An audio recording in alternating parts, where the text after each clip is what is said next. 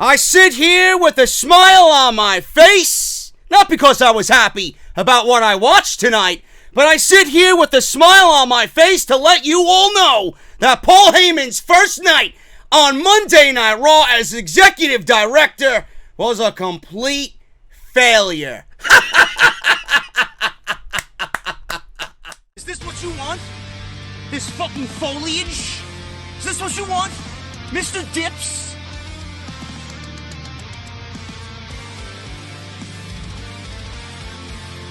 Is this what you want? Me standing in front of EC3 buying designer coats? Is this what you want?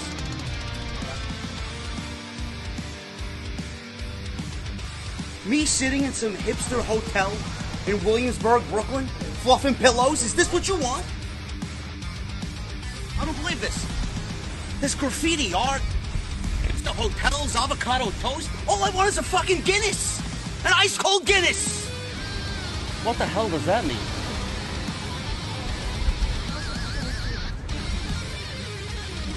Oh, this is what you wanted. This is your Monday Night Raw review right here on Off the Script. I don't want to sit here and tell you. Actually, I kind of do. Because I love being right. And I love stroking my own ego when I know I am being attacked at all sides. I just love it. I absolutely love it. I don't want to sit here and tell you I told you so, but I'm going to do it anyway. Nothing's changed, folks. Nothing has changed. Nothing will change. I don't anticipate change. I'm not hoping for change. Change is not in the vocabulary of WWE. Change is not in the vocabulary of Vince McMahon. Paul Heyman is not the definition of change. Oh, man. I don't think I've ever been happier to see a show fail than I was tonight. Folks, I tweeted out when the show was over. Let's go over this list. A very short list. We'll go into detail today right here on the podcast. Contenders for titles that didn't make any sense whatsoever. Matches that were over in rapid-fire fashion. Too many instances where you watched and nothing made sense. Bray Wyatt debuted. I guess there is a positive, right? Cedric Alexander was on the show. I guess that's a positive. One of the worst women's matches of 2019. And a lame, anticlimactic battle royal. Ladies and gentlemen, I am here on Monday night to proclaim Paul Heyman's first Monday Night Raw was a failure. Oh, yeah, I love being right, man. I love being right. I don't give a shit about any dirt sheets. I don't give a shit who reported what. Now I'm hearing from people, they're not really going to have a start for a fresh change until after SummerSlam. Listen, as soon as you announced Paul Heyman and Eric Bischoff as the executive directors of these shows, their jobs were ingrained in your mind, and you now know that both of these shows are affiliated with them. It is exactly what I stated it was going to be, folks. When change comes, I will know it.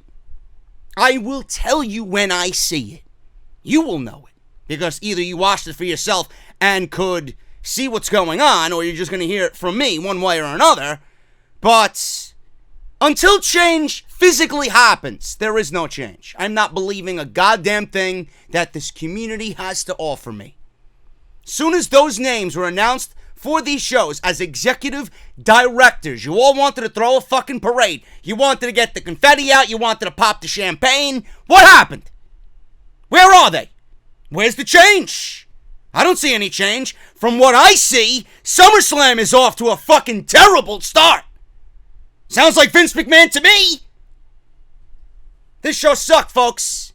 A Bray Wyatt debut with creepy music and flickering lights with an arena that went black does not make a good Monday Night Raw.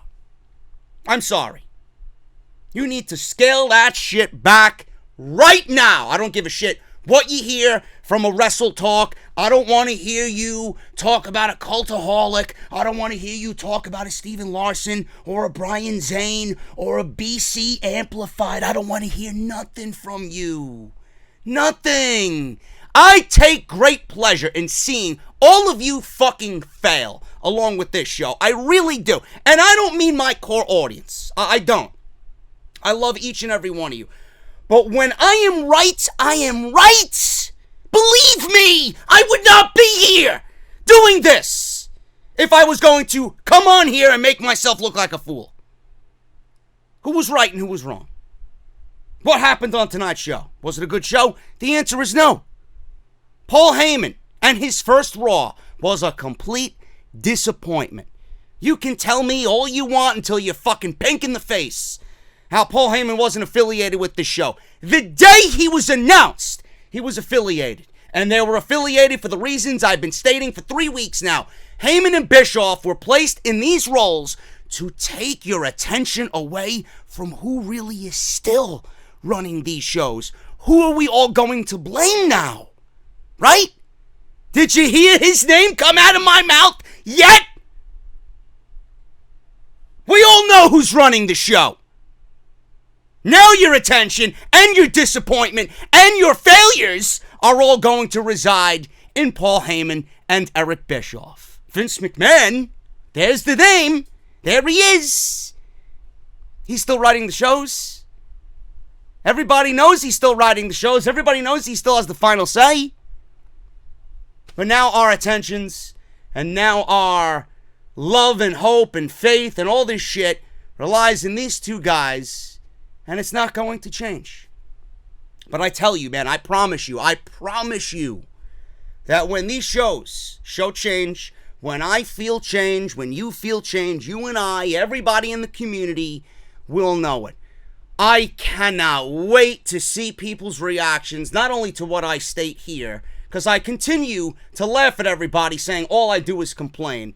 Folks, I don't know what you watched tonight, but there was complaints up and down this show on social media. So if you don't like what I have to say here, you're completely watching another show. Maybe you watched Monday Night Raw from 1999 and not 2019. I don't know. I don't know what you watched tonight. I know what I watched. A show that didn't make any sense whatsoever, with a main event with a handful of guys that did not even belong there. We're going to go over it all. I can't wait to see the community's reaction to this.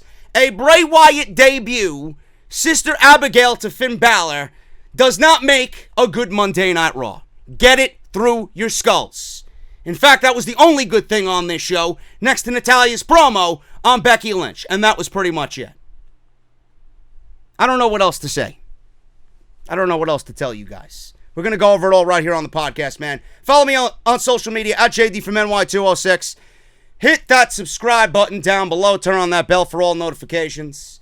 Again, that's JD from NY206 on Twitter and Instagram. Patreon.com/JD from NY206. If you guys want to support the podcast on Patreon, you guys are going to get the audio version of this tonight. What's up to all my patrons out there? Love you all. Talk to you soon. Make sure you guys check out all the other videos that you might have missed this weekend, man. It was a busy weekend right here on the channel for Off the Script. We got Off the Script Part 1 on Friday. We talk about Vince McMahon reportedly not pushing his plans on Paul Heyman and Eric Bischoff and will allow a fresh start at SummerSlam. Clearly, that was not the case. Fight for the Fallen, we covered that on Saturday. We covered Evolve as well on Saturday. That was uploaded on Sunday morning. And then we got the Extreme Rules podcast, the official review of Extreme Rules last night. Very below average pay-per-view, was not as great as everybody said it was on social media, and nowhere near the best main roster pay-per-view of 2019. I think you guys might have, I guess, lost a few brain cells on that one. It was not. We go over it in full detail last night. Go and check all that stuff out in the top right corner. You're going to see that little eye. Drop it down, click it. Everything you need will be right there. Podcast tonight is brought to you by Audible. audibletrial.com/offthescript.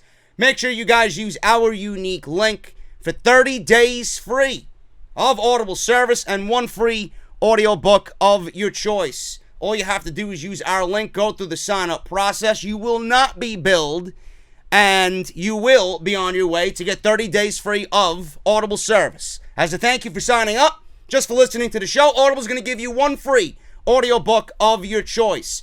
Compatible with iPhone and Android devices. Make sure you guys use audibletrial.com/offthescript. Best part is, if you guys feel like Audible's not for you or you just simply do not like it, you can cancel at any time in that 30 days and still get to keep your audiobook for free. Once again, that's audibletrial.com/offthescript. Paul Heyman's first Monday Night Raw started off with Paul Heyman.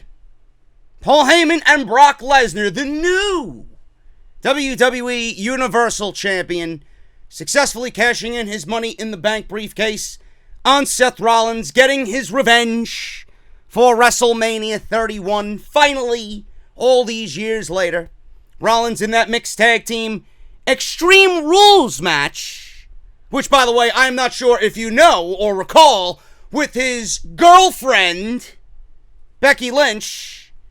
They went against Lacey Evans and Baron Corbin. An Extreme Rules mixed tag team match. Extreme Rules match, folks. No DQ. Yet, they were on the apron waiting for a fucking tag. There you go. Makes sense, right? WWE not making sense from Sunday on into Monday. Nothing new. Just a regular week in WWE. Lesnar came out. He was wearing his Universal title. He took it off and he was using the title as a boombox. So we had Boombox Brock, not with the briefcase, but this time with the Universal Championship.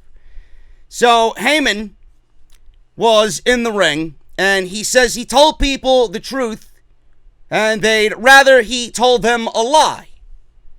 Then he said, "We told you so." If Paul Heyman has every right to tell you he told you so, then I have every right to do it right here on the podcast. I told you so. No different. He repeated that, and he told everybody in the audience what would happen, and it did. He told the fans to boo themselves for not listening. Don't boo him. Heyman said no one in the back listened to him when he said that Seth would not be defending the title at SummerSlam, and they better line up an opponent for Lesnar instead.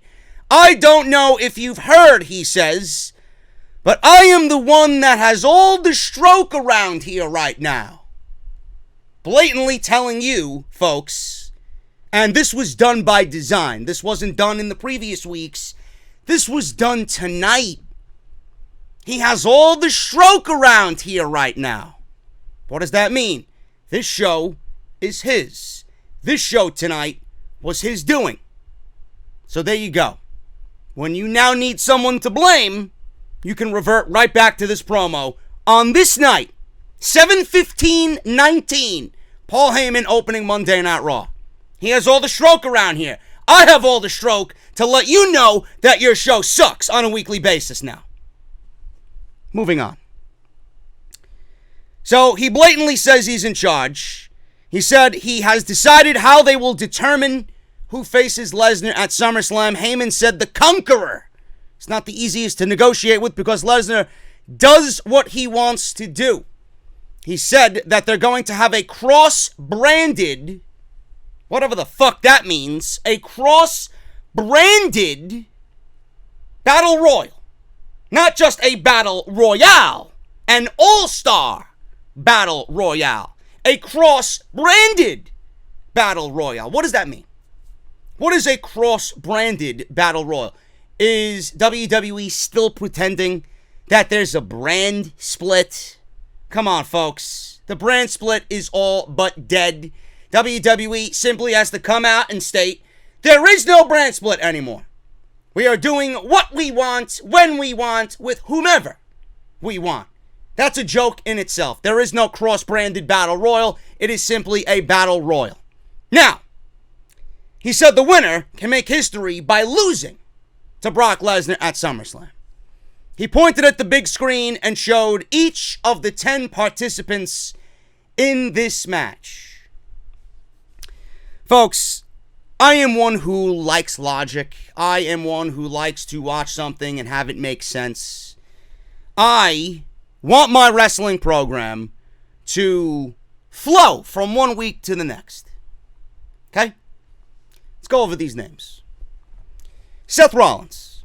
Seth Rollins just lost his Universal Championship at Extreme Rules via a cash-in by Brock Lesnar. Now, you could make a point.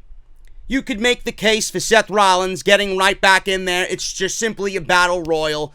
Maybe Paul Heyman was doing him a favor. But why would you do a favor for Seth Rollins when he is the one guy who wants to take down your client? You put this together. Why are you including Seth Rollins when he is making your client a number one target? Doesn't really make much sense to me. Maybe to you guys, because you overlook that type of thing, but not to me. Paul Heyman came out and says he has all the stroke and all the power. So he has the power to include Seth Rollins in this thing and not have it make any sense. Why didn't he just simply not include him? And then the antiquated rematch clause is obviously one of those things that WWE said simply to be cool and then forget about it the very next week. Why is Rollins in a match when he just lost his title the very next night to get the title back? I thought there were no rematch clauses. This could be considered as a rematch clause, folks. He's getting his title match at SummerSlam. For doing what? For doing what? He doesn't deserve a title match. Brock Lesnar used the briefcase in the rules allotted to that briefcase. Seth Rollins can't argue that. He can't refute that fact. So why is he here? And the most realistic way to look about this is, does anybody really want to see Rollins and Lesnar again? The answer is no. So right then and there, I didn't want Seth Rollins to win this match whatsoever. Randy Orton. Randy Orton is a Hall of Famer. No doubt about it. A Hall of Famer. Rumors of his demise have been heavily exaggerated. Neck surgery, so much so that it is the same thing that Edge had to go through, and the reason why Edge retired. Clearly, if he's in this match on Monday Night Raw, his neck is perfectly okay. Now, Randy Orton hasn't been on television since Saudi Arabia, since Super Showdown, since he beat Triple H. Why is he in this match? He's done nothing to even warrant a title match on Monday Night Raw, and he's a SmackDown superstar. Why is he getting a title match? What has he done on television where you could say, Randy Orton deserves a title match? And don't give me the fact that he's a legend and he gets a pass. Doesn't work that way. Doesn't work that way at all, folks. Give me a break. Cesaro. Cesaro just lost to Aleister Black. Cesaro's been a loser. I don't think he's a loser, but WWE has treated him like a loser. WWE treated Cesaro like a loser, and here we are talking about Cesaro being in a battle royal to crown a number one contender for a Universal Championship. Doesn't make much sense, folks. Doesn't make much sense whatsoever. Braun Strowman. Braun Strowman's been dead on this show for over 2 years. He beat Bobby Lashley, but Bobby Lashley has had zero momentum for himself, so a win over Bobby Lashley does not warrant a title match for anybody. And Braun Strowman's been dead for 2 years. I don't see why Braun Strowman makes sense in this equation whatsoever either. Rey Mysterio. This one might be the most baffling of them all. Next to Sami Zayn, but this one might be one of the most baffling ones of all 10. Rey Mysterio lost to Bobby Lashley in 60 seconds just a couple of weeks ago. And here he is vying for the number one contendership of the Universal Championship. Why? Why is that? No logic whatsoever. Baron Corbin. Here's something that might have went over your head, folks, because WWE clearly stated it and then wanted you to forget it. Baron Corbin gave Seth Rollins and Becky Lynch their supposed stipulation.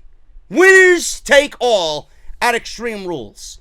Rollins and Becky then say, all right, we agreed to your terms, but this is the last time ever for you to get a shot at the Universal Championship. And here we are on Monday Night Raw, and Baron Corbin is in another match vying for a Universal Championship match. Did I hear him mistakenly wrong, or am I losing my mind? I don't understand what happened there. I know I heard it, so why is he here? And on top of it, folks, which makes the most sense of all, and I didn't even need to give you that description, he lost! His team lost. There you go. No sense whatsoever. Sami Zayn, has Sami Zayn even won a fucking match on the main roster since coming back at WrestleMania? The answer is no.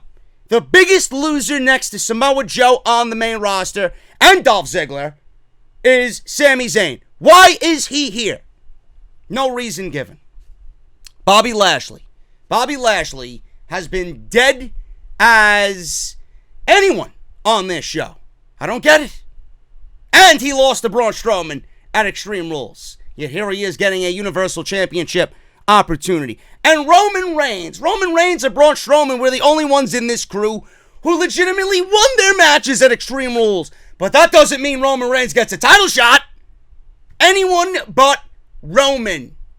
So folks, any of these men that I listed here, the 10 of these participants, do any of them make sense to you? The answer is no. So right at the top of the show, Paul Heyman let you know that he's in charge. And we get a Vincent Kennedy McMahon logic gap the size of fucking California. I don't understand it. How did they choose these individuals?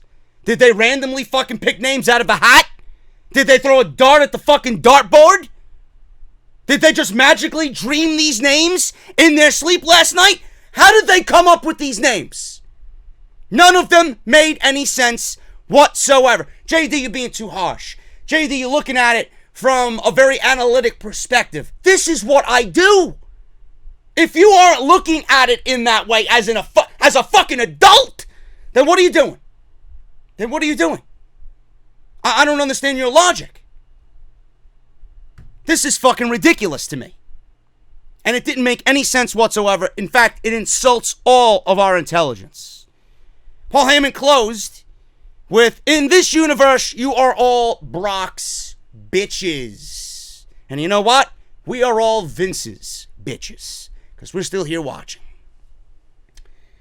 The Usos and Ricochet versus Bobby Roode, or Robert Roode, and The Revival. I don't understand this match. Another 6-man tag to open this show, so clearly nothing has changed in the Paul Heyman era, folks. You'd think if Paul Heyman was running this show, we wouldn't get a 6-man tag, and it wouldn't be a 2 out of 3 falls, and we wouldn't be ending a fall in 5 seconds to simply go to fucking commercial. Usos and Ricochet, Robert Roode and The Revival. The first fall goes to Ricochet and the Usos.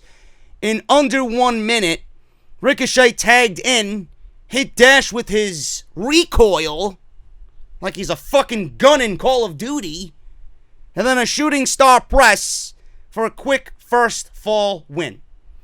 Folks, Dash Wilder is one half of the Raw Tag Team Champions. Having him lose in 10 seconds to start a 2 out of 3 fall... By the way, a meaningless 2 out of 3 falls match. I'm sorry, I have to correct myself.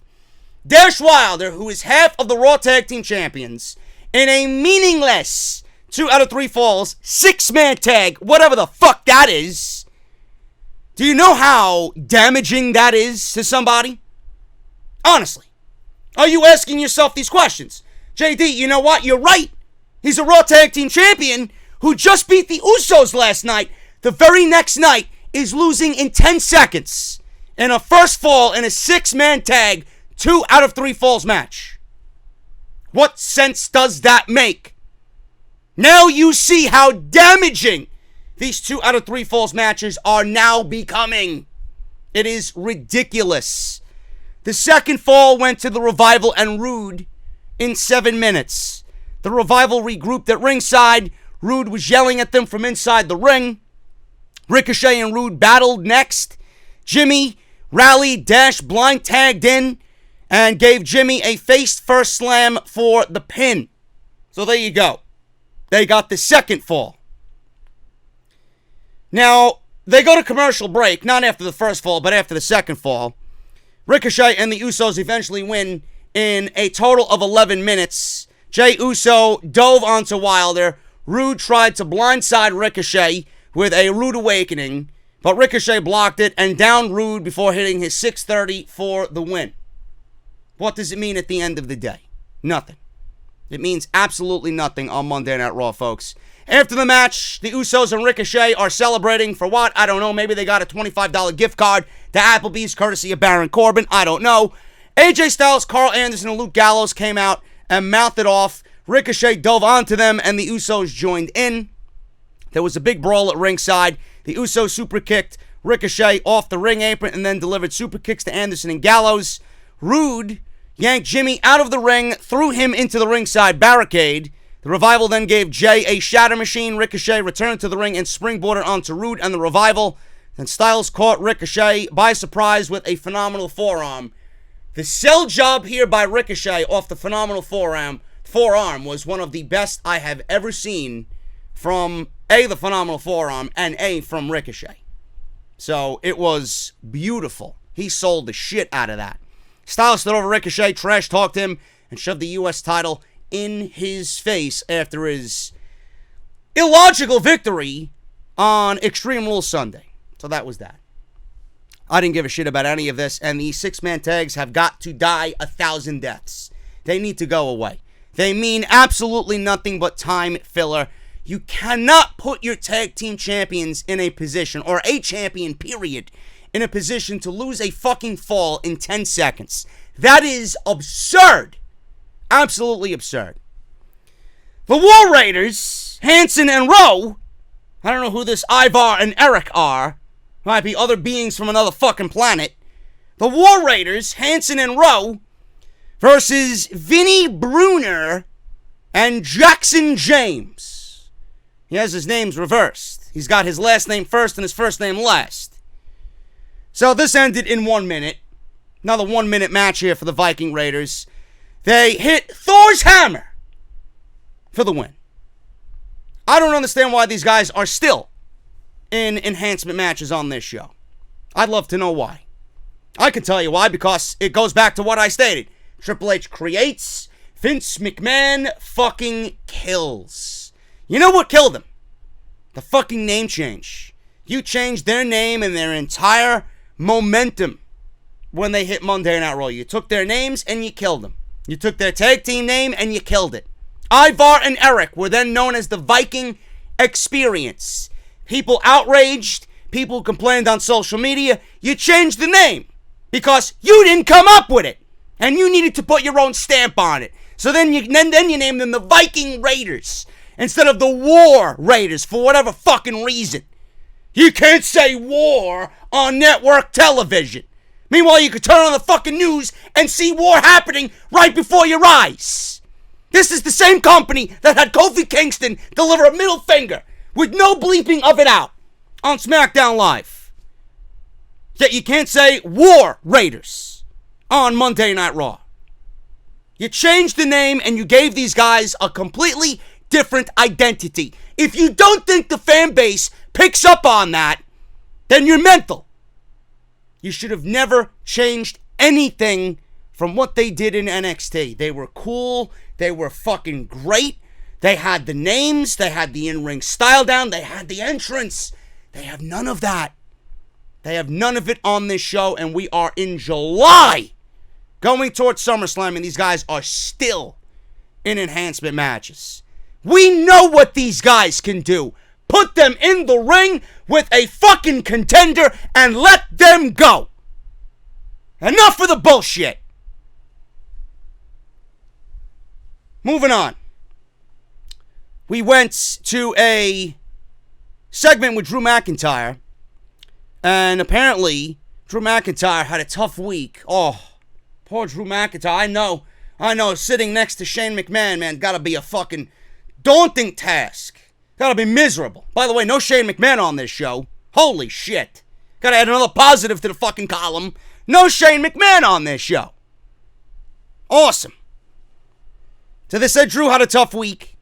And earlier in the day, wrestlers had some fun at his expense.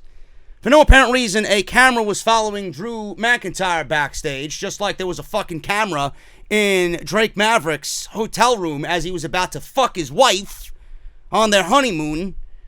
So a camera was following Drew McIntyre backstage when he heard a lot of noise in the locker room. I think they were all so excited that Titus had mashed potatoes tonight. Mashed potatoes and brown gravy, man. Love it. Love it. I don't know if you guys know. Little fun fact here. When my mom made mashed potatoes and chicken cutlet, right? She used to serve the chicken cutlet with the brown gravy. And it usually was a side of mashed potatoes and another small side dish like corn. I used to take the mashed potatoes and I used to make like a volcano. I take the bottom end of a spoon and I plant the spoon on top of the mashed potatoes. A nice little dip in the mashed potatoes. I put the corn where I made the indent of the spoon in the mashed potatoes, and then I doused that motherfucker in gravy, man. So I have like a mashed potato volcano with corn and gravy. Oh, so good, man. So good. That's what I'm thinking about, and this is what I'm fucking talking about on a goddamn wrestling podcast. Food! They were all excited because Titus was about to do the same thing in catering tonight. I know, I got the inside scoop. Anyway, Drew McIntyre was backstage. He barged in and asked if everyone was having a great time. I'm not. Thanks for asking, though. Said they're all jokes he got in Cedric Alexander's face. Said he tried to pull a fast one with the whole janitor gimmick last week. Cedric said he saw an opportunity and it wasn't a joke. He lost. He lost. So how could it be a joke? He did get over, and he was bloodied in the process, but he lost. Drew said he promised to pay him back for sticking his nose in his business. He said he will dismember and disembowel him. Am I watching a wrestling program with a wrestler cutting a promo, or am I listening to a Cannibal Corpse song? I don't know anymore. Disembowel? Who says that? I don't know why you have these guys talk like that. So fucking cheesy. He's going to dismember and disembowel him. He said he was joking because that would be illegal. But he is going to humble him and completely eviscerate him. There's another word again. Eviscerate. Who talks like that? He's going to eviscerate him. Now, Cedric leaned in and said the joke will be on Drew because he's going to beat Drew tonight on Monday Night Raw. So we got the match. And you know what? I was genuinely surprised that we got this match, folks. Do you know what this is? This is WWE flowing between what happened last week and having it happen this week. We got Cedric doing the thing in the janitor suit last week, and now we got Cedric and Drew McIntyre this week because Drew was so angry that he pulled a fast one and put himself under the mask, and Drew wanted revenge this week. You know what that's called, folks? That's called logic. That's also called continuity. Something that WWE doesn't know anything about, so I can't shit on this because it followed what happened last week. Wow. The more you know. Awesome.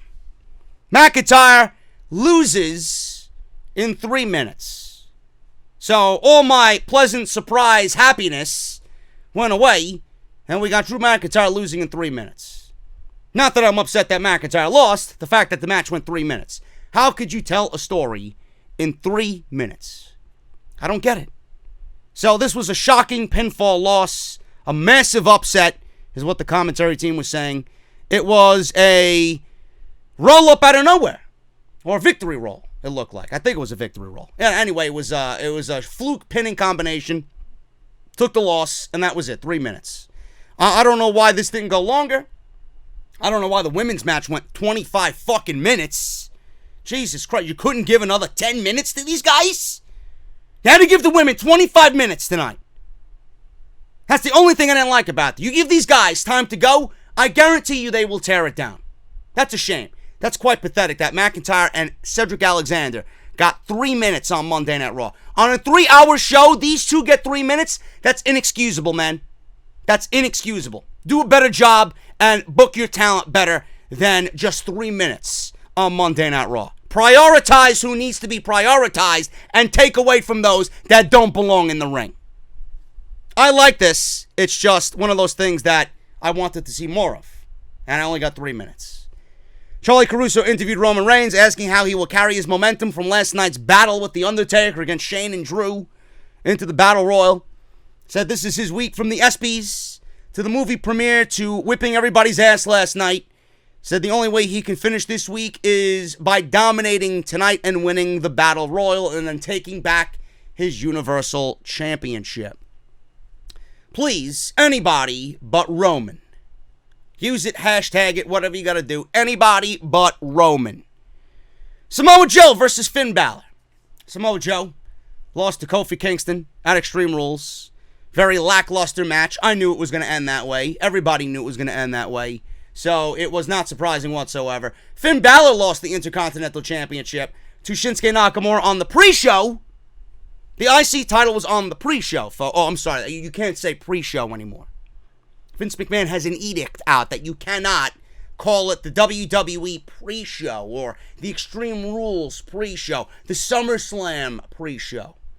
It was reported today by The Observer and Alvarez that Vince specifically wants kickoff. Kickoff show. No pre-show. Whatever. I'm gonna side with Vince on this one. I enjoy kickoff more. Sounds a little bit better. It's got a nicer ring to it. Kickoff show than pre-show.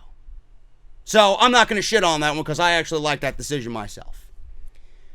Finn Balor and Samoa Joe, one thing in common between these two guys is that they were a loser at Extreme Rules. I like this. I don't like the fact that the match went 3 fucking minutes. Now you see why this show sucked, folks. Drew McIntyre and Cedric Alexander, 3 minutes. Samoa Joe and Finn Balor, 3 minutes. Why? I like this match. This is a match that you should be prone to seeing, and a match that WWE should book, or the type of match that WWE should book, on a Raw and a SmackDown. But the only difference, as if I was booking this match would have meaning. Now you see, Samoa Joe beat Finn Balor here with a crucifix, and he got the 3 count. Now, I would take Samoa Joe and put him against another top contender in the middle of the card, right? Someone in the mid-card division. I put him against him, and I would have wins actually mean something. I would have this win mean something where Joe takes it to the next opponent, and whoever that might be, whoever wins that match takes it on up the ladder until they get to either a U.S. title or an Intercontinental title. Folks, it's not that difficult. It's not that difficult. Wins should mean something. This will ultimately mean nothing for Samoa Joe. What it will mean is Finn Balor is going to SummerSlam against The Fiend. Bray Wyatt debuted after this match was over. Joe attacked Balor with a Coquina clutch. Balor made a comeback and did a double stomp and then a coup de grace. Balor's music played, and then all of a sudden it slow stopped to a halt. The lights in the arena, section by section, being shut off until the entire arena was completely dark. Then I heard motions in the ring. I heard someone being beat up in the ring. I heard someone struggling in the ring. Lights came on, and then noises were being heard. We seen the flickering of the lights, and we seen Bray Wyatt in the ring. He had Finn Balor in the Sister Abigail pose, and he delivered Sister Abigail to Finn Balor. Laid waist, stood there with the lights half on, standing there as if he was Jesus Christ, and a chant of holy shit rang out in Long Island. I loved this. Now, where I say I love it, obviously I have to have some sort of criticism with this. Obviously, with Balor losing the Intercontinental title, it meant one of two things. Either one, he was going to be placed at the top of the card in the vie for the WWE title or the Universal Championship. Neither of those things are going to happen. The other thing that we talked about on the podcast last night was that Finn Balor was probably going to be placed with AJ Styles, Carl Anderson, and Luke Gallows and be put in the club. Now, it was reported today that Finn Balor has requested 2 months off. He simply wants to recharge his batteries. That is going to happen after SummerSlam. So now, with that being reported, and Bray Wyatt making his debut and targeting Finn Balor, it kind of makes a lot of sense. Whereas, before all this was even a thought, I would not have put Bray Wyatt with Finn Balor. The reason I wouldn't have put Bray Wyatt with Finn Balor is because A, we've seen it already, and B, it's the easy way out. for WWE. It's very easy to say, who do we put Bray Wyatt with? Why don't we put him against the Demon? Let's put him against the Demon. You know, it's very easy. A fucking idiot could come up with that. You know? I don't want to see that. That is too generic. It's too simple. It's the easy way out for WWE creative. So I was hoping that they didn't do that and Bray Wyatt would have came in and made a bigger impact. But I don't mind it. Because I honestly see if Finn Balor is going out for 2 months, he wants to go out and recharge his batteries. It looks like that Finn Balor is going to go on some sort of losing streak. He's not going to be able to get some wins under his belt before SummerSlam. He's going to be forced to break out the Demon, and then WWE is going to play the narrative to the crowd and the audience watching that the Demon is undefeated. When Finn Balor channels his inner demon, you know, he's a different person completely. He's got special types of powers, and he is, again, undefeated. Bray Wyatt, The Fiend, versus Finn Balor, the Demon King, at SummerSlam. A, it's going to make for a great visual. B, the entrances alone are going to be fucking fantastic, and that's the first time we're probably going to see Bray Wyatt's new entrance and new theme song, which I'm very excited about, whatever that may be. And it's going to be a nice feather in the cap of Bray Wyatt to beat the Demon. Now, you and I know that the Demon has already been defeated by Samoa Joe in NXT. We all know that, but WWE fails to mention anything NXT related anyway, so to them, NXT doesn't even exist. So, with the WWE typical narrative, they're going to promote Finn Balor's being undefeated as the Demon King. So this is going to be a nice feather in the cap of Bray Wyatt to finally beat the Demon King. He's going to be the first person ever on the main roster to beat Finn Balor as he is the Demon King. I don't mind it. I did mind it, but now that I'm kind of piecing everything together, I don't mind it so much. The last thing I want to mention here is that with Balor going on a losing streak, going to summon the Demon to hopefully turn things around, find out that he's going to lose as the Demon, he's going to go away. He's going to come back, and then he's going to have a place to come home to. After he recharges his batteries, after he gets better, he's going to have a place to come home to, folks. Balor's going to return as a heel and join the club. It's going to be Styles, Balor, Anderson, and Gallows. Now, I don't know what they do with a foursome like that, because there's no other foursome in the WWE. Or maybe there is. Or maybe there is. What if Balor goes away after SummerSlam? You got August 17th? SummerSlam, or whatever. August 11th. I'm sorry. Whatever. August 11th. I'm so messed up on dates right now, it's not even funny. August 11th. He goes away after SummerSlam. We don't see him. October, September, and then November. He comes back for Survivor Series. We get the Undisputed Era in a match on the main roster. I'm not saying call all of them up. They may end up getting all called up. I don't know.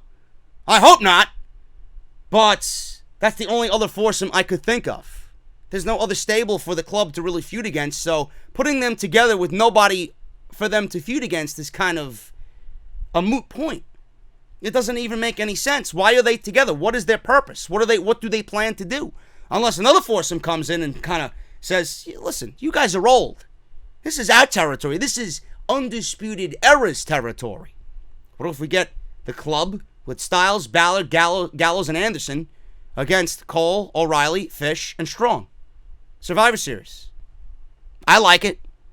I don't know what you guys think. It's the only thing that fucking makes sense to me. But this Finn Balor thing, I didn't like it at first. But after thinking about it a little bit more and piecing the puzzle together, I like it. And I am very much looking forward to seeing what they do with Bray Wyatt. I've seen a few people say, well, the Demon King should win. No, the Demon King should not win. Bray Wyatt should not lose, period. Kane, in the Hell in a Cell, tearing that door off, staring Taker face to face before tombstoning him, allowing Shawn Michaels to win the first ever Hell in a Cell, is what Bray Wyatt needs to do. That's the type of run Bray Wyatt needs. Seen other people say, what about Aleister Black at SummerSlam? No. Bray Wyatt remains undefeated. Aleister Black remains undefeated.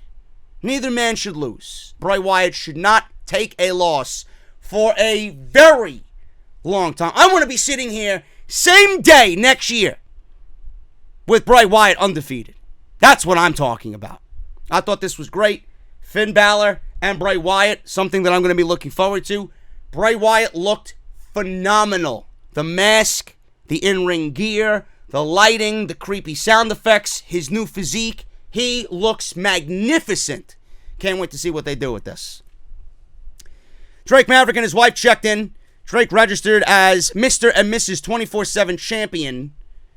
So Drake says he had to because if he said Mr. and Mrs. Maverick, everyone would know that they were there. He said this is a fancy hotel and a perfect spot for consummating their marriage. His wife asked for the best room and the best champagne. He paid in cash. He pulled out a wad of $100 bills. So he paid in cash $600 plus $200 more as a tip for the fucking four-eyed geek standing behind the desk. R-Truth peeked from behind and walked up with a referee as Maverick walked away. He was there with this four-eyed geek, and he slipped him a $1 bill, not a $100 bill, a $1 bill, and he asked if he had anyone registered in the hotel named Hornswoggle with a lowercase h. He says he's a short guy with a funny accent. He tried to bribe the desk agent with, like I said, a $1 bill. There you go. Street Profits were backstage watching Raw on a monitor. I don't know why you would be watching this show, period. Please go down to Full Sail. You now will be taking whatever disease you have gotten from this show down to Orlando. I feel sorry for both Montez Ford and Angelo Dawkins. They haven't done shit with the Street Profits, and they're nothing but cheerleaders for the main roster. This is not the best use of the Street Profits. They look like clowns. You're going to make me not like Montez Ford and Angelo Dawkins, and I don't want to be sitting here saying that. Please, either get these guys in the ring or put them back down in NXT, have them drop the titles to Undisputed Era, and then call them up and put them in the tag team division. Whatever you're doing with them now is not making a lick of a difference. Book your show correctly first with talent that matters in the right way.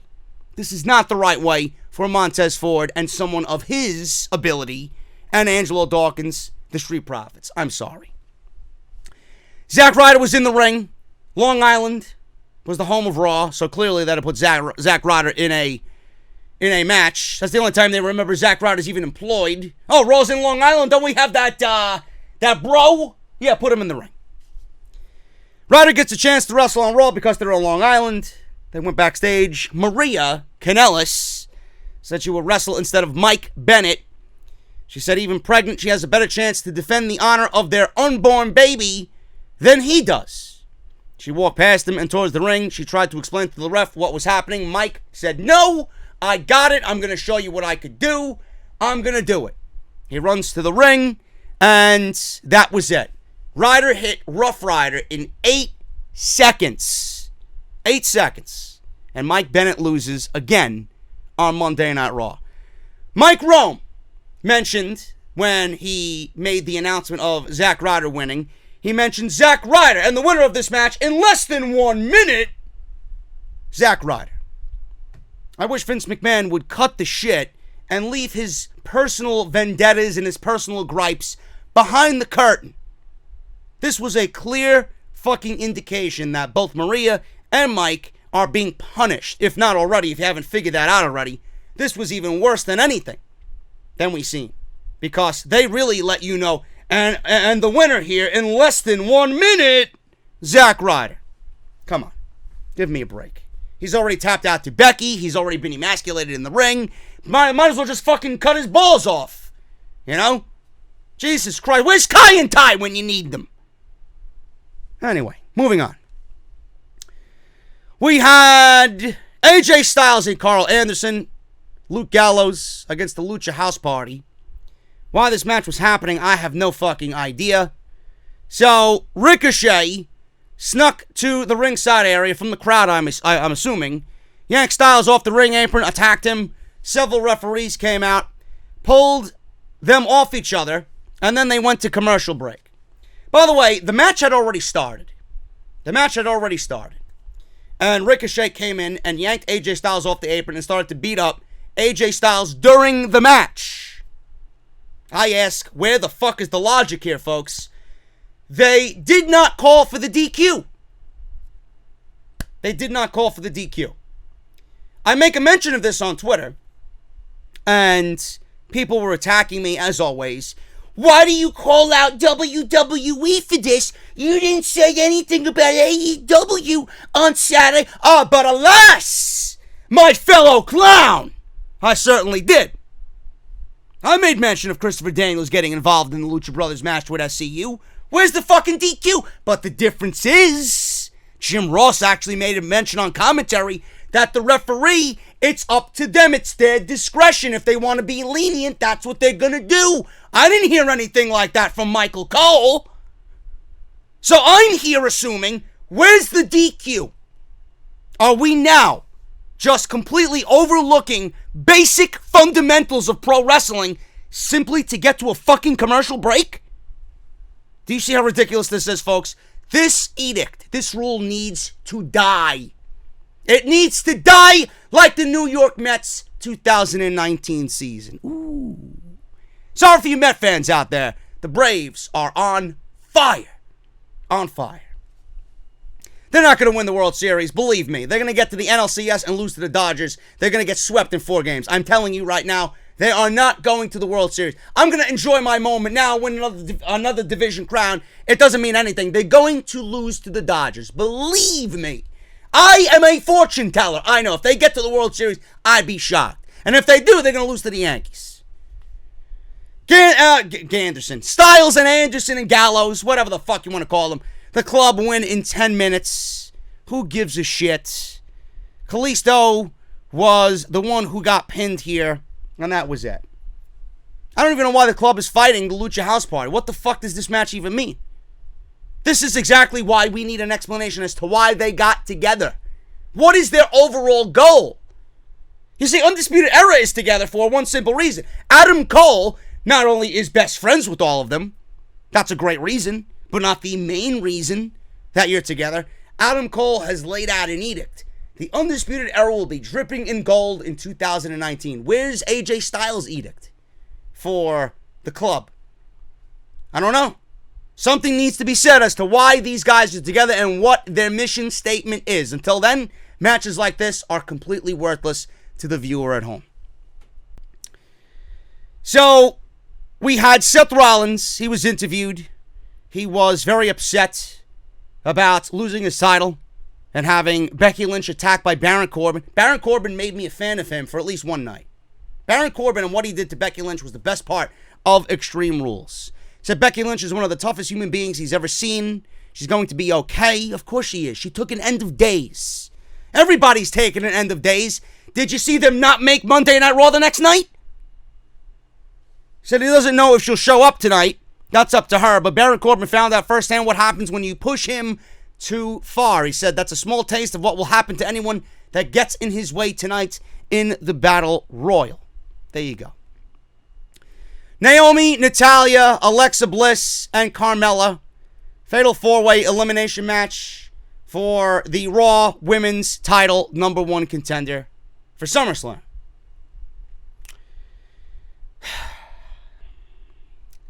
Three blondes and Naomi. Natalya's a blonde, but she really doesn't matter, but she's blonde anyway. I'm looking at the field of 4 here, and I find none of these interesting whatsoever. You could not pay me to watch a match with Becky Lynch with any one of these women. Any one of them whatsoever. Naomi is a waste. I like Naomi. Don't get me wrong, people. Calm your shit. I think Naomi's great. But does she belong in a #1 contenders match? No. She hasn't done a goddamn fucking thing. Natalya. She's been in the back talking and gossiping and blah, blah, blah. Has she wrestled a match that meant anything on TV? The answer is no. Carmella. Didn't she lose to Alexa Bliss in like 30 seconds a couple weeks ago? The fuck is she doing here? And she's a SmackDown superstar. Challenging for a Raw opportunity at Becky Lynch. Carmella doesn't deserve a title shot either. And here we have Alexa Bliss. Alexa Bliss. Did they jerk these names off in a cup earlier in the evening? What the fuck did they do to come up with these 4 women? I don't get it. Alexa Bliss lost a SmackDown women's title match on Sunday night. Here she is on Monday By the way, I have to repeat this in slow motion for the fucking people who have just completely gone off the rails and not listened to anything I said. Alexa Bliss lost a SmackDown Live women's title match. Okay? She was a Raw superstar when this happened. Now she's on Raw the very next night, challenging for the Raw women's title. I'd love for someone to tell me where Alexa Bliss, in between Sunday and Monday afternoon before this match was announced, what did she do to earn a Raw women's title match after losing a SmackDown title match on Sunday at Extreme Rules? Oh, wait.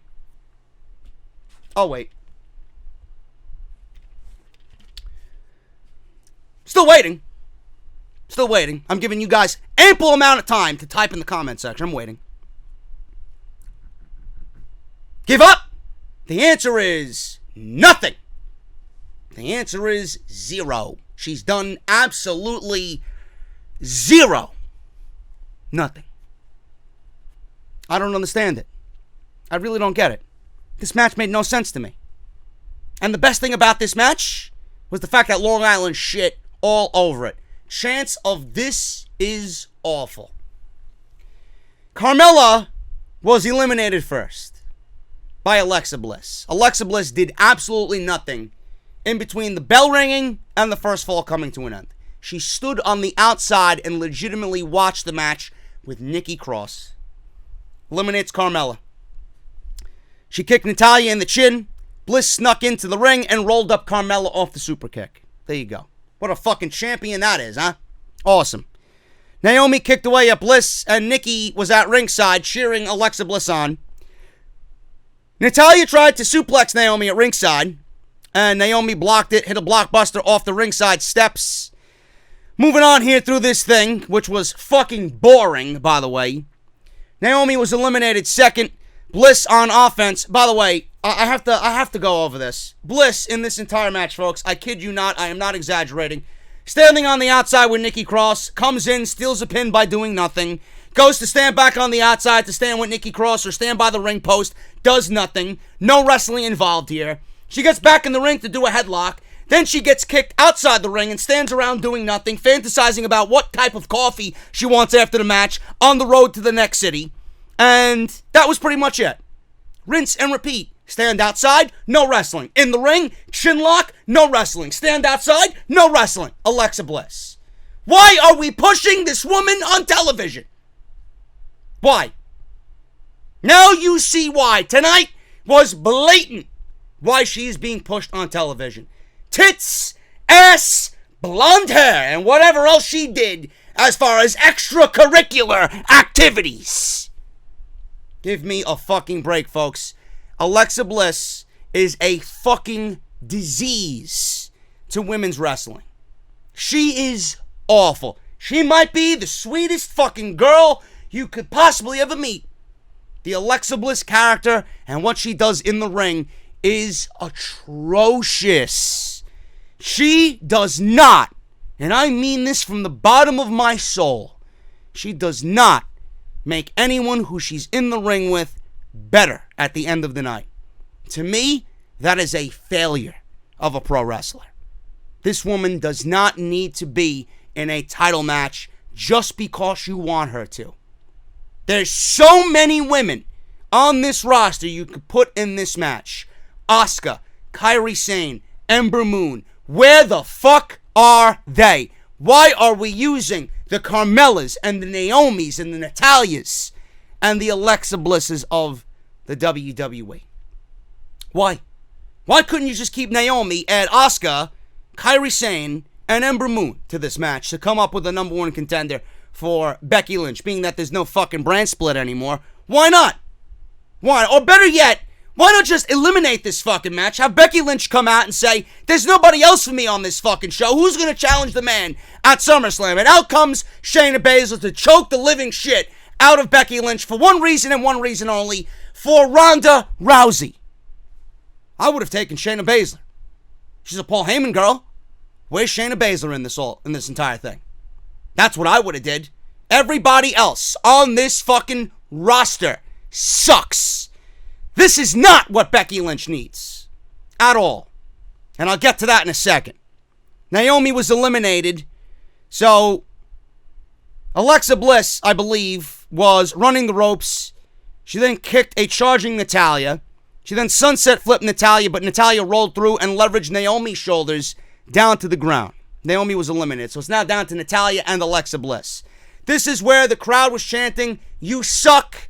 This is awful." And they let these women, most of all Alexa Bliss in this entire thing, they let her have it. And I hope WWE is paying very close attention. This match went 23 minutes. This is the Paul Heyman era. This is the Paul Heyman era of Monday Night Raw. This match was one of the worst women's matches I have ever seen in 2019.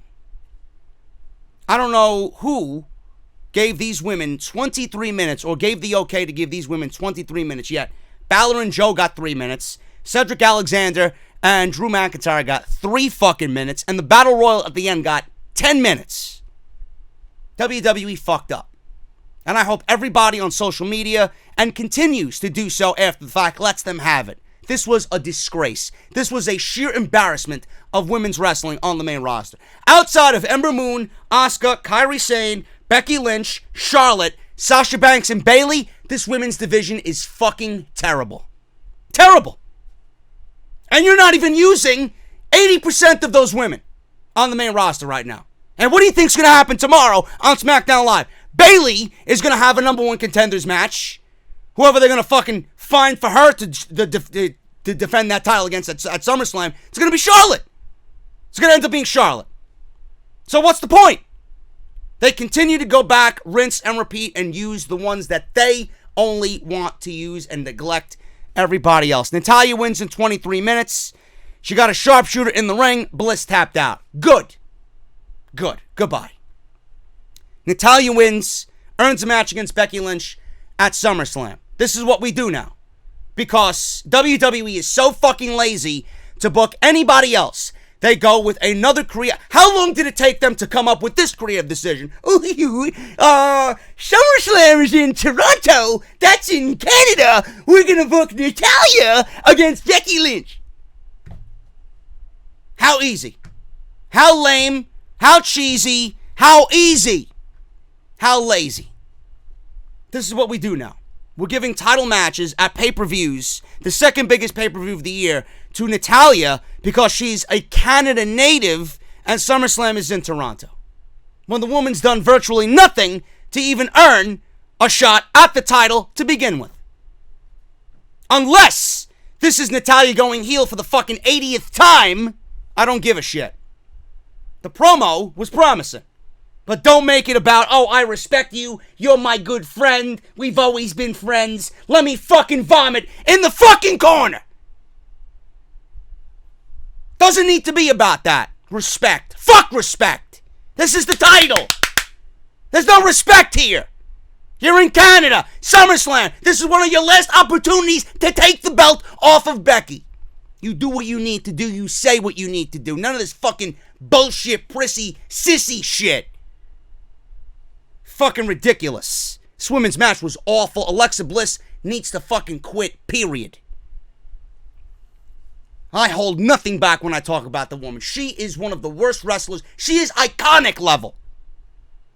Terrible. Moving on. Miz had Miz TV for whatever fucking reason. Dolph Ziggler was his guest. Dolph Ziggler requested time on Miz TV. Why? I don't know. Ziggler says he wanted to know if the rumors were true, that he once wanted to prove he was better than everyone else and outwork them, but now he's happy being a company yes man that reads off a teleprompter, talking about The Miz. Is The Miz happy being a company man? Miz asks if he's trying to get a rise out of him or if he is jealous. What the fuck would he... Why would anybody be jealous of The Miz? The Miz is 0 for 3 against Shane McMahon. Yeah, please. Explain to Dolph Ziggler how he's jealous of you. Fucking dumbass. Ziggler says he's not jealous. I don't even know why Ziggler's even here, period, in the WWE. He asks if he's worth it, or if it was worth it for The Miz to kiss so much ass, and then he wasn't even booked for the pay-per-view on Sunday night. Miz says he would rather not be on the pay-per-view than lose to Owens in 17 seconds. That was bad. That was Goldberg bad, he said. Ooh. All right there. All right. Said Miz has become everything he hates. You're a walking gimmick logo t-shirt. He was wearing a Long Island t-shirt, but he's not even from Long Island or even Hollywood. He's from fucking Cleveland. Says he's becoming everything that is wrong with this business because all he cares about is fortune and fame, just like your wife. Ziggler then was jumped by The Miz. Ziggler rolled out of the ring and threw a hissy fit on the outside. Miz called him to come back in the ring and say it again to his face. Forced narrative, forced garbage, folks. Miz versus Dolph Ziggler again. Please, spare me. The last time these two went at it was in 2016 in something that actually put SmackDown on the map and made it better than Raw for the Intercontinental title. Probably the last time the Intercontinental title actually meant something to this fucking company. Now you want to do it again? Please, don't even bother. If you are not set up to be better than what you two did in 2016 in around the same time for the Intercontinental title, then fucking quit while you're ahead. This is uninteresting garbage that nobody will give a shit about at SummerSlam. Drake Maverick in the hotel room. There was a cameraman, by the way, ready to watch them fuck on their bed. A bed of rose petals. Maverick took off his robe. He revealed that he was wearing nothing but the 24/7 title, which was not true because when he got up, he had a pair of tighty whities on. Daddy's ready for love, he says. He leaned back in the bed. She asked if he was serious. Room service then knocked on the door. Drake says he's ready to go now and got upset with the delay. This is where Sean Ross Sapp, I'm sure, is going to plug Blue Chew on his podcast with Alex. Now, he tried to retain his erection. He tried to remain stiff. He tried to remain ready. He tried to remain hard for his wife. Now, I'm thinking at home, sitting on my couch, watching this, if he needs any inspiration to do what he needs to do, there you have it. If you can't get ready for her, I don't know what the fuck you're doing, bro. I really don't know what you're doing. I don't even know why she married you at that point. So, he is there. He's breathing deeply. He's trying to concentrate to keep his, He invited her into the bed, and she was about to take off her robe, and then the hotel worker didn't leave. He just stood there. He wanted a fucking bird's eye view. He revealed he was a WWE referee. Took his concierge suit off, and it was a referee. Drake panicked and began looking under the bed. Truth then came out under the food cart, which was delivered by Titus Catering, by the way, and rolled up Drake for a 2 count. Truth then tackled Drake on the bed and scored a 3 count. Truth stripped Drake of his belt and revealed his tighty whities. Drake covered up and chased after Truth, and Drake's wife screamed very unorganically, very unnaturally, and it was just that. Their honeymoon, their sexual escapades were ruined by R-Truth. Renee was stating that this was humiliating, and then Graves says, well, at least he utilized the small package correctly. There you go. That's all the validation you need, folks. This is your 24/7 title. At least he used his small package correctly while pinning a guy who was in his fucking underwear. There you go. Was I entertained? It was entertaining. Do I want to see it on Monday Night Raw during the Paul Heyman era? The answer is no. Keep it to YouTube. Cross-branded, whatever the fuck that means, All-Star 10-man Battle Royal for the Universal Championship. Cesaro was eliminated first, folks. The one guy that we all wanted to win eliminated first. Fuck the WWE. So that was pretty much it. Cesaro went for the Cesaro swing on Big E. Lashley pressed him over the top rope. Goodbye, Cesaro.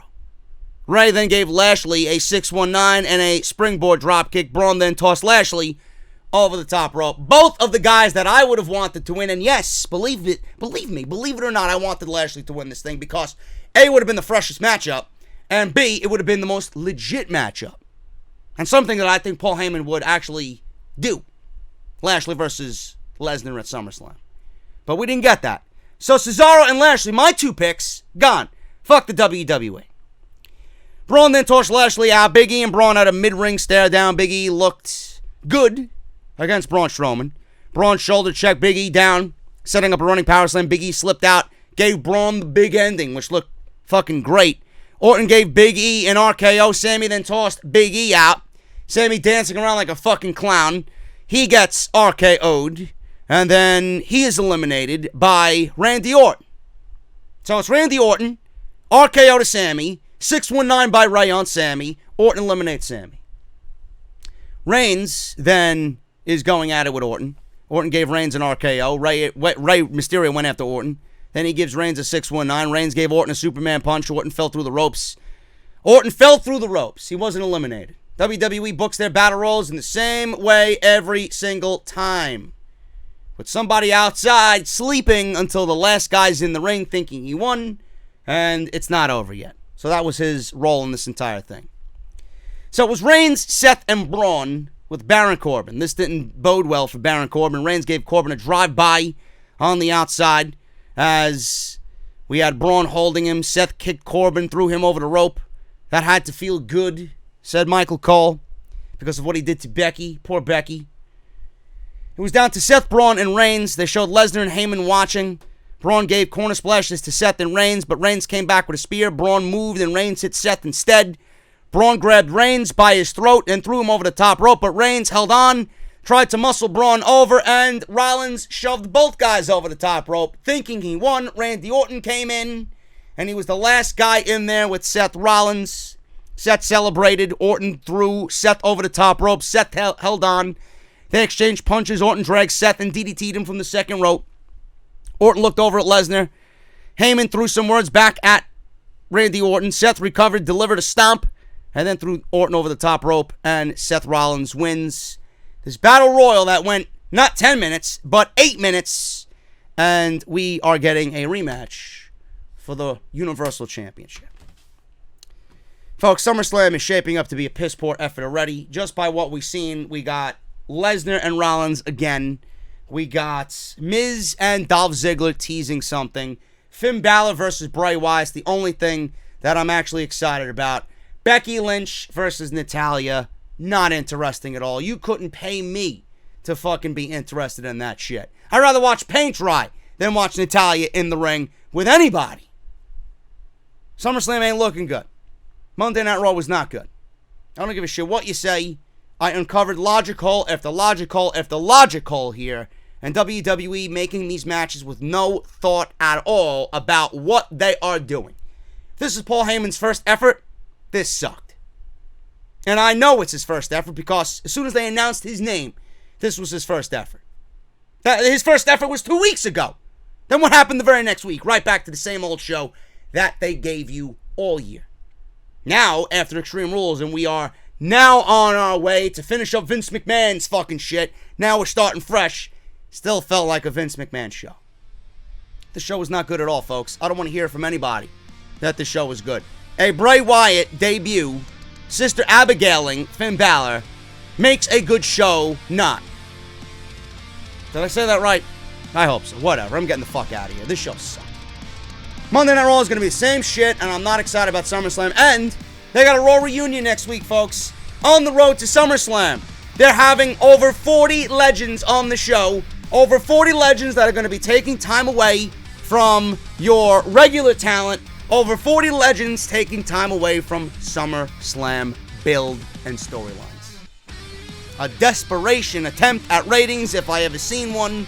And it's only a fucking band-aid on what the problem is. You should put that much effort into booking the fucking talent you have correctly. Hit that thumbs up. I'll see you guys right back here for SmackDown Live. I'll see you later.